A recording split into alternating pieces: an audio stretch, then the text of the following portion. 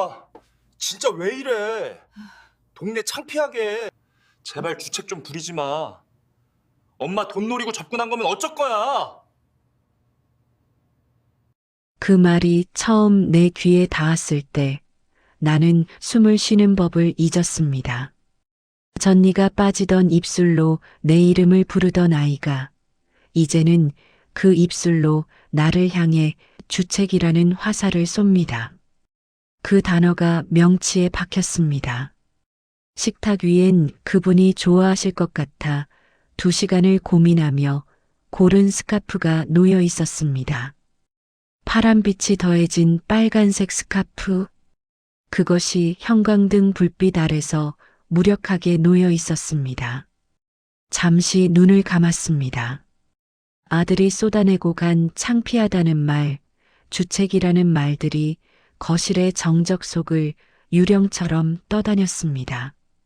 여러분, 우리는 평생 자식의 기쁨을 위해 내 슬픔을 견디는 법만 배웠지, 자식의 실망을 견뎌내는 법은 배운 적이 없습니다. 자식이 나를 향해 인상을 쓰고 서운해하는 그 순간을 견디는 것. 그것이 노년에 맞이해야 할 가장 고통스럽지만 가장 숭고한 독립 연습입니다. 자식의 실망을 통과하지 않고서는 우리는 영원히 그들의 풍경으로만 남을 뿐입니다. 그들이 바라는 완벽한 엄마라는 박제된 모습 속에 갇혀 정작 내 안의 꽃은 시들어가는 줄도 모른 채 말이죠. 꽃시리는 이제 깨달았습니다.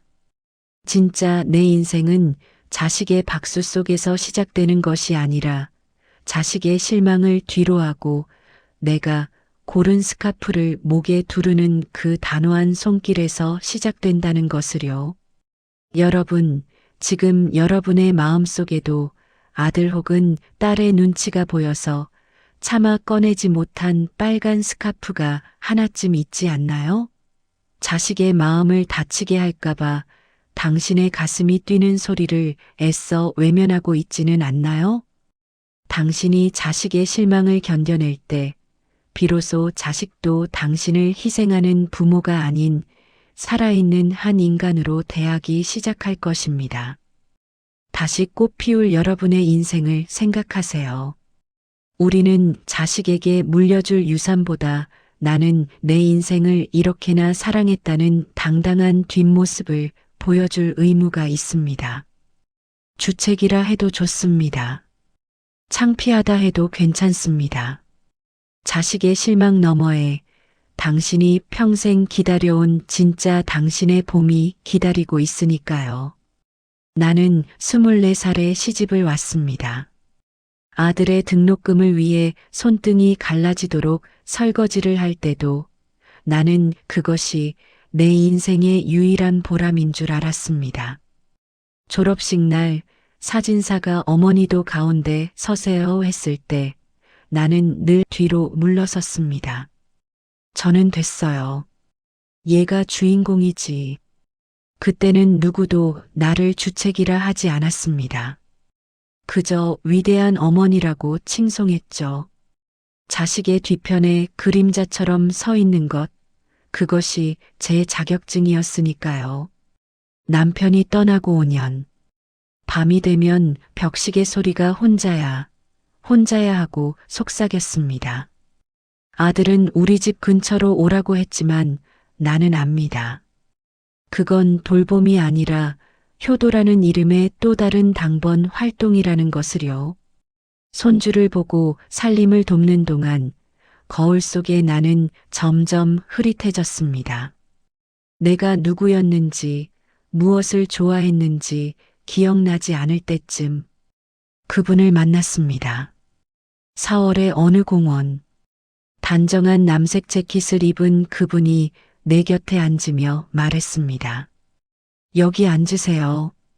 볕이 제일 좋거든요. 그분은 재벌도 대단한 권력가도 아니었습니다. 하지만 특별한 것이 하나 있었습니다. 나를 민수 엄마가 아닌 꽃실 씨라고 불러주는 것. 꽃실 씨, 오늘 하늘 참 예쁘네요. 63세도 하늘을 보며 가슴이 뛸 수 있다는 것. 누군가에게 대접받는 것이 아니라 존재 자체로 존중받는다는 것. 그것은 내가 평생 느껴보지 못한 상위 1%의 우아한 사랑이었습니다. 아들의 외침 이후 사흘을 울었습니다. 립스틱을 바르는 손이 떨리고 그분에게서 온 문자 알림 소리에도 가슴이 철렁 내려앉았습니다. 그래, 내 나이에 무슨 사랑이야. 아들 말대로 내가 주책이지. 그렇게 자신을 깎아내리던 새벽, 문득 생각이 멈췄습니다. 내가 대체 뭘 잘못했지? 평생을 자식의 거울로 살았습니다. 자식이 웃으면 웃고 울면 울었죠. 그런데 왜 내 인생의 마지막 조각마저 자식의 허락을 받아야 할까요? 아침 햇살이 비치자 나는 아들이 사준 펑퍼짐한 등산복을 장롱 깊숙이 밀어 넣었습니다. 대신 내가 산 베이지색 블라우스에 은은한 향수를 뿌렸습니다. 그리고 아들에게 답장을 보냈습니다. 아들아, 엄마는 이제 너의 거울이 아니라 내 인생의 정원을 가꾸는 정원사가 되기로 했단다. 이해해달라고 하지 않을게. 하지만 내 행복을 허락받지도 않을 거다. 현관문을 열자 4월의 공기 속에 그분이 서 계셨습니다. 기다렸습니다. 꽃실 씨. 나는 그분의 옆에 앉아 처음으로 아들이 아닌 나를 위해 웃었습니다. 꽃실이는 말합니다. 자식 눈치 보느라 가슴 뛰는 일을 포기하지 마세요. 당신의 봄은 아직 끝나지 않았습니다. 오늘 밤 거울 속 당신에게 말해주세요. 애썼다. 이제는 내 맘대로 살아도 된다.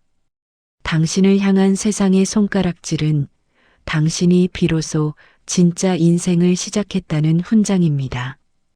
여러분, 방금 제 이야기를 들으며 혹시 내 이야기 같다며 눈시울이 붉어지진 않으셨나요? 저는 압니다. 이 이야기가 저 혼자만의 것이 아니라는 걸.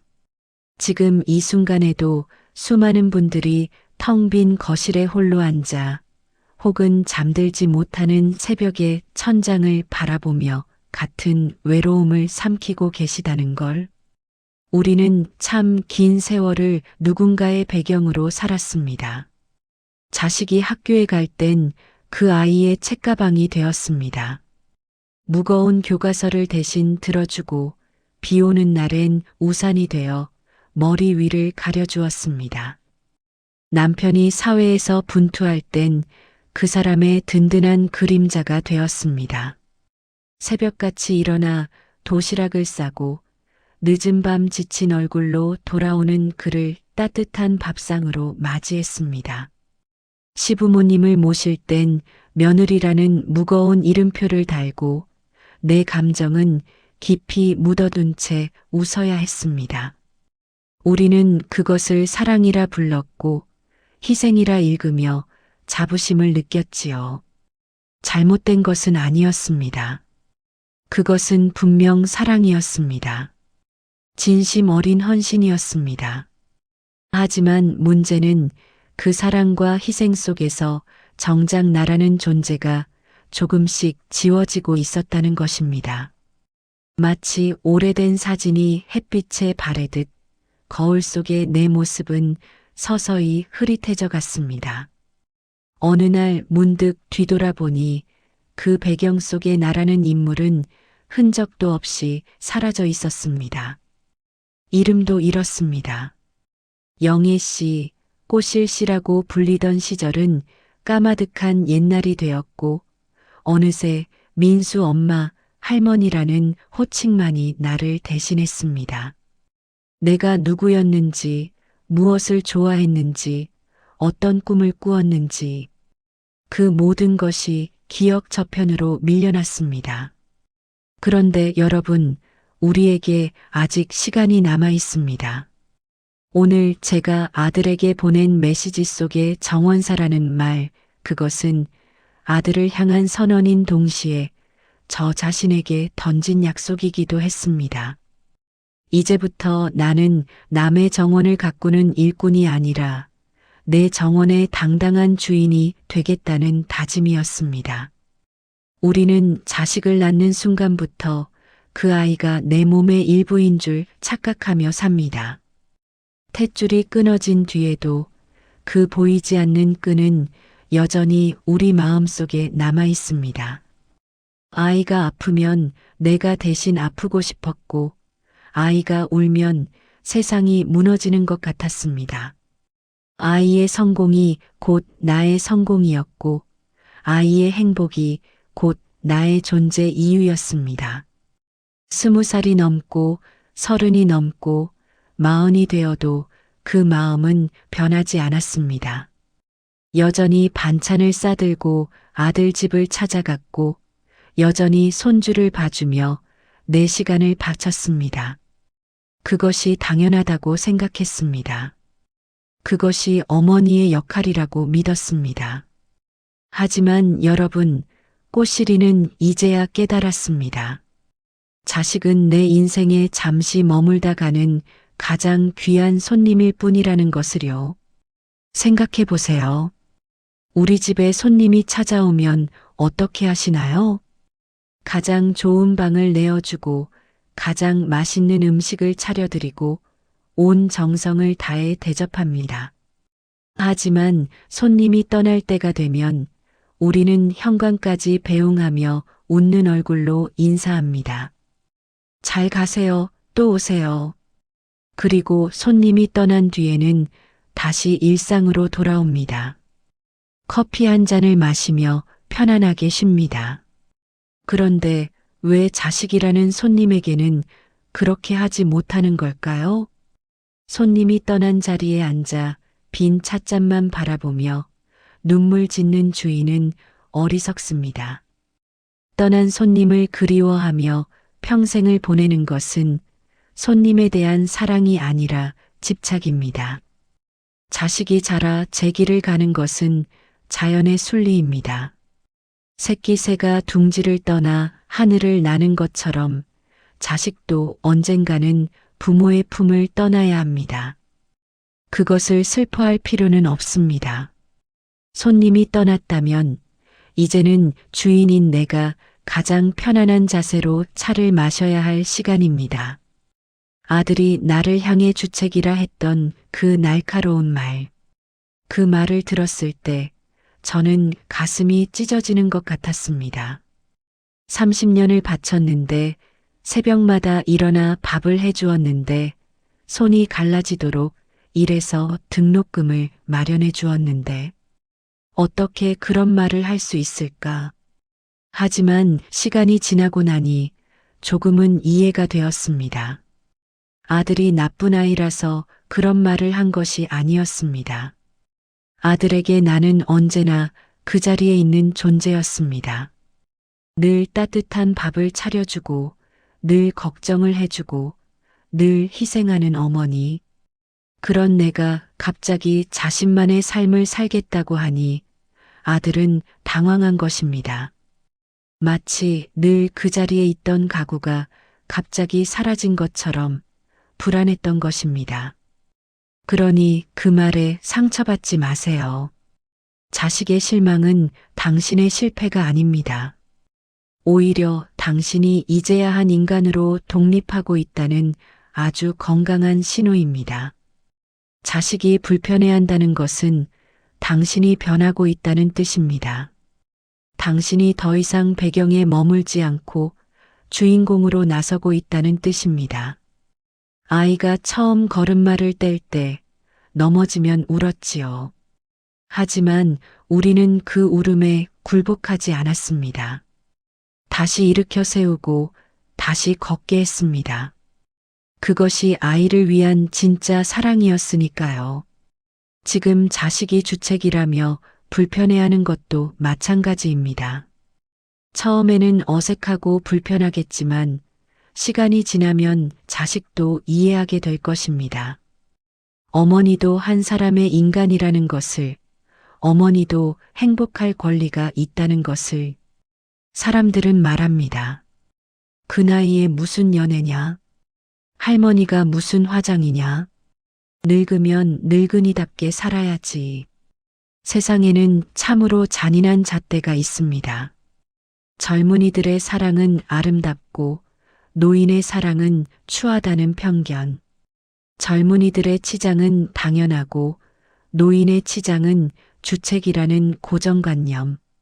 도대체 누가 그런 기준을 만들었을까요? 왜 나이가 들면 행복할 자격을 잃어야 하는 걸까요? 제가 만난 그분과의 설렘은 단순히 남자를 만나는 즐거움이 아니었습니다. 그것은 살아있음의 확인이었습니다. 5년 동안 TV 앞에서 무표정하게 하루를 보내던 나, 아침에 눈 뜨는 것이 두려웠던 나, 밥맛도 잃고 삶의 의미도 잃었던 나, 그런 내가 다시 가슴이 뛴다는 것, 내일이 기다려진다는 것, 거울 앞에서 미소 짓는다는 것, 그것은 기적 같은 일이었습니다. 누군가가 내 눈을 바라보며 꽃을 씨라고 불러줄 때 저는 비로소 제가 살아있음을 느꼈습니다. 그 느낌을 아시나요? 오랫동안 물을 주지 않아 시들어가던 화분에 물을 주었을 때 잎사귀가 다시 싱싱해지는 것처럼 저도 그렇게 다시 살아나고 있었습니다. 그것을 주책이라고 한다면 저는 기꺼이 주책을 부리겠습니다. 여러분, 상위 1%의 품격 있는 노년이란 무엇일까요? 많은 분들이 돈을 떠올리실 것입니다. 넉넉한 연금, 자식들에게 손 벌리지 않아도 되는 통장 잔고, 좋은 요양병원에 갈 수 있는 경제력. 물론 그것도 중요합니다. 하지만 제가 생각하는 진정한 품격은 나 자신을 얼마나 귀하게 대접하느냐에 달려 있습니다. 주변을 한번 둘러보십시오. 경제적으로는 넉넉하지만 하루 종일 불평불만에 가득 찬 노인이 있는가 하면 형편은 어렵지만 매일 산책을 하며 하늘을 바라보고 미소 짓는 노인도 있습니다. 누가 더 품격 있는 삶을 사는 걸까요? 돈이 품격을 만드는 것이 아닙니다. 자기 자신을 어떻게 대하느냐가 품격을 만듭니다. 집에 혼자 있다고 해서 싱크대 앞에 서서 대충 끼니를 때우지 마세요. 어차피 나 혼자 먹는 건데 뭘 그렇게 생각하기 쉽습니다. 저도 남편이 떠난 후 5년 동안 그랬습니다. 냉장고에서 반찬 꺼내 밥에 비벼 서서 먹었습니다. 밥상을 차리는 것도 귀찮고 치우는 것도 귀찮았습니다. 어차피 나 혼자니까요. 그러다 어느 날 문득 깨달았습니다. 내가 나를 이렇게 홀대하고 있으면서 어떻게 다른 사람에게 귀하게 대접받기를 바랄 수 있을까? 그날부터 바꿨습니다. 가장 예쁜 접시를 찬장에서 꺼냈습니다. 시어머니께 물려받은 명절에만 쓰던 그 접시요. 나 혼자 먹는 밥이어도 정갈하게 담았습니다. 수저도 반듯하게 놓았습니다. 밥상에 작은 꽃 한 송이를 꽂아두기도 했습니다. 그렇게 먹으니 밥맛이 달랐습니다. 혼자여도 외롭지 않았습니다. 내가 나를 소중히 대접하고 있다는 느낌, 그것이 마음을 따뜻하게 채워주었습니다. 거울을 볼 때도 마찬가지입니다. 주름진 내 얼굴을 보며 한숨 쉬지 마세요. 대신 이렇게 말해 주십시오. 고생 많았다. 참 열심히 살았다. 그래도 곱다. 처음에는 어색할 것입니다. 하지만 매일 반복하다 보면 정말로 거울 속에 내가 달라 보입니다. 주름이 줄어드는 것은 아닙니다. 하지만 그 주름 속에서 빛나는 눈빛, 입가에 번지는 미소, 그것이 당신을 아름답게 만듭니다. 내가 나를 예우하지 않는데 어느 누가 나를 귀하게 여기겠습니까? 주위의 시선이 무서워 예쁜 옷을 장롱 깊숙이 넣어두지 마세요. 내 나이에 무슨 이런 옷을 하며 망설이지 마세요. 그 옷은 입으라고 있는 것입니다. 그 립스틱은 바르라고 있는 것입니다. 그 옷을 입고 나선 공원 산책길이 여러분에겐 런웨이가 될 것입니다.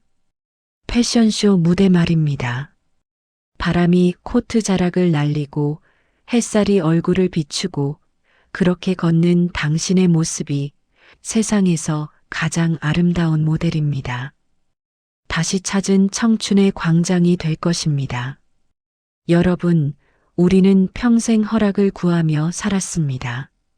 어릴 때는 부모님께 허락을 구했습니다. 엄마, 이거 사도 돼? 아빠, 친구 집에 가도 돼? 결혼한 뒤에는 남편에게 허락을 구했습니다. 여보, 이 옷 사도 될까? 친정에 다녀와도 되지? 시부모님께는 더했습니다. 눈치를 보고 허락을 구하고 승인을 받아야만 무엇이든 할 수 있었습니다. 그리고 이제는 자식에게까지 허락을 구합니다. 이거 해도 되니? 너희 보기에 괜찮니? 엄마가 이러면 창피하니? 어느새 우리는 허락을 구하는 것이 습관이 되어버렸습니다. 마치 허락 없이는 숨도 쉬지 못할 것처럼 누군가의 승인 없이는 아무것도 할 수 없는 것처럼 그렇게 살아왔습니다. 하지만 꽃시리는 단호하게 말합니다. 인생의 2부에는 허락이라는 단어를 지워버리세요. 생각해 보세요. 우리에게 남은 그 귀한 시간을 남의 눈치를 보며 낭비할 건가요? 누군가를 사랑하는 일, 새로운 취미를 시작하는 일, 가보고 싶었던 곳을, 여행하는 일, 배우고 싶었던 것을, 배우는 일, 혹은 그저 하루 종일 아무것도 하지 않고 나를 위해 쉬는 일까지. 이 모든 것은 당신의 권리입니다. 젊은 시절에는 그래도 시간이 있었습니다. 그러니 더 이상 미루지 마세요. 하고 싶은 것이 있다면 지금 하세요. 만나고 싶은 사람이 있다면 지금 만나세요. 가보고 싶은 곳이 있다면 지금 가세요.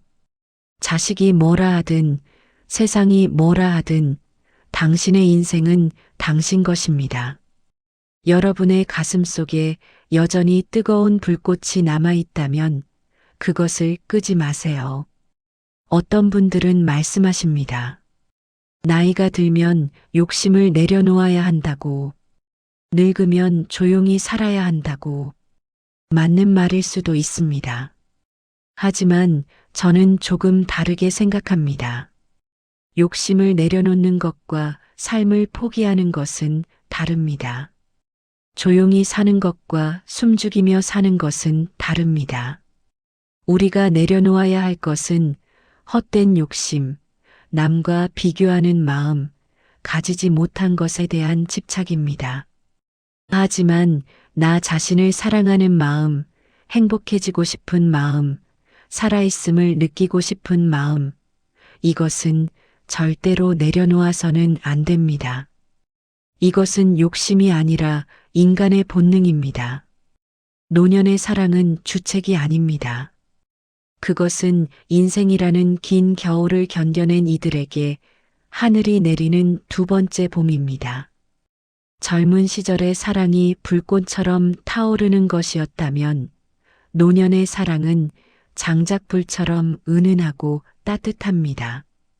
격렬하지는 않지만 오래오래 마음을 데워줍니다. 그 봄을 만끽하는 것은 죄가 아닙니다. 오히려 그것은 여러분이 살아온 고단한 삶에 대한 정당한 보상입니다. 새벽마다 일어나 가족을 챙기던 수고, 손이 갈라지도록 일하던 노력, 자신을 희생하며 남을 돌보던 헌신, 그 모든 것에 대한 보상입니다.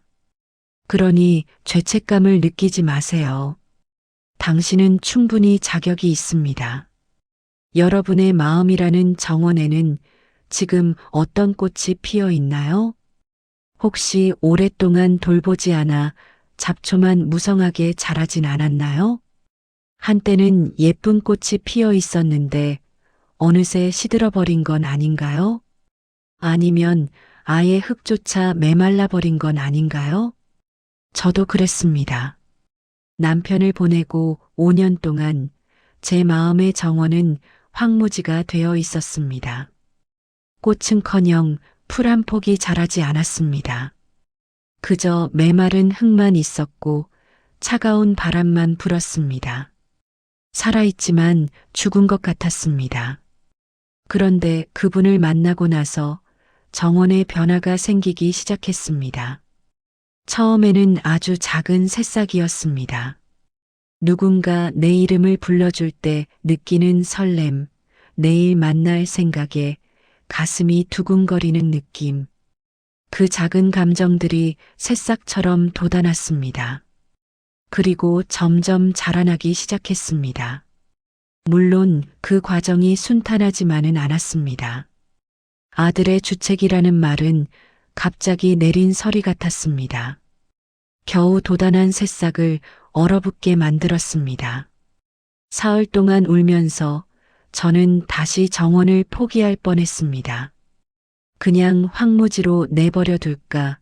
어차피 이 나이에 무슨 꽃이 피겠나? 그런 생각이 들었습니다. 하지만 포기하지 않았습니다. 새벽에 문득 든 생각, 내가 대체 뭘 잘못했지? 라는 질문이 저를 다시 일으켜 세웠습니다. 그리고 깨달았습니다. 이 정원의 주인은 오직 나라는 것을, 아들도 세상도 이 정원에 무엇을 심을지 결정할 권리가 없다는 것을 이제 여러분께 부탁드립니다. 자식 걱정, 돈 걱정, 남의 시선, 그 무거운 돌덩이들을 이제 하나씩 치워내세요. 그것들이 정원을 덮고 있으면 아무것도 잘할 수 없습니다. 하나씩 천천히 드러내보세요. 힘들면 잠깐 쉬었다 해도 됩니다. 하지만 포기하지는 마세요. 그리고 그 자리에 당신이 좋아하는 꽃을 심어보세요. 어떤 꽃이든 상관없어요. 화려한 장미가 아니어도 됩니다. 들꽃도 아름답습니다. 이름 모를 작은 꽃도 아름답습니다. 중요한 것은 당신이 좋아하는 꽃이라는 것, 당신이 직접 고른 꽃이라는 것이에요. 그 정원의 주인은 오직 당신뿐입니다. 여러분, 꽃시리가 마지막으로 응원의 말씀을 전합니다. 당신이 바르는 그 립스틱의 붉은 빛이 세상을 향한 가장 우아한 반격이 되기를 바랍니다. 나이 들면 일해야 한다는 편견에 대한 반격, 노인은 조용히 살아야 한다는 고정관념에 대한 반격, 엄마는 희생해야 한다는 틀에 대한 반격. 당신이 내딛는 그 가벼운 발걸음이 당신 인생의 새로운 첫걸음이 되기를 바랍니다. 지금까지 당신은 충분히 무거운 짐을 지고 걸어왔습니다. 가족이라는 짐, 책임이라는 짐, 희생이라는 짐. 이제는 그 짐을 조금 내려놓으십시오. 그리고 가볍게 걸어보십시오. 바람을 느끼고 햇살을 느끼고 살아있음을 느끼면서 당신이 짓는 그 미소가 당신 자신에게 주는 가장 큰 선물이 되기를 바랍니다. 오랫동안 남을 위해서만 웃었습니다. 자식이 기뻐하니까 웃고, 손님이 왔으니까 웃고, 웃어야 할 상황이니까 웃었습니다. 이제는 나를 위해 웃어보세요. 거울을 보며 웃고, 좋아하는 음식을 먹으며 웃고, 아무 이유 없이 그냥 웃으세요. 여러분, 애쓰셨습니다. 이 말을 꼭 드리고 싶었습니다. 당신이 살아온 삶, 당신이 감당해온 무게, 당신이 참아온 눈물, 그 모든 것을 압니다. 정말 고생 많으셨습니다. 정말 수고 많으셨습니다. 그러니 이제는 당신 마음대로 행복해지셔도 됩니다. 허락을 구하지 마세요. 눈치를 보지 마세요. 주책이라는 말에 기죽지 마세요. 당신의 봄은 아직 끝나지 않았습니다. 아니, 어쩌면 지금부터가 진짜 봄입니다. 평생 남을 위해 살았던 당신이 이제야 비로소 나를 위해 사는 봄. 그 봄을 마음껏 누리십시오. 꽃시리가 응원하겠습니다. 언제나 여러분 곁에 있겠습니다. 꽃처럼 피어나시길.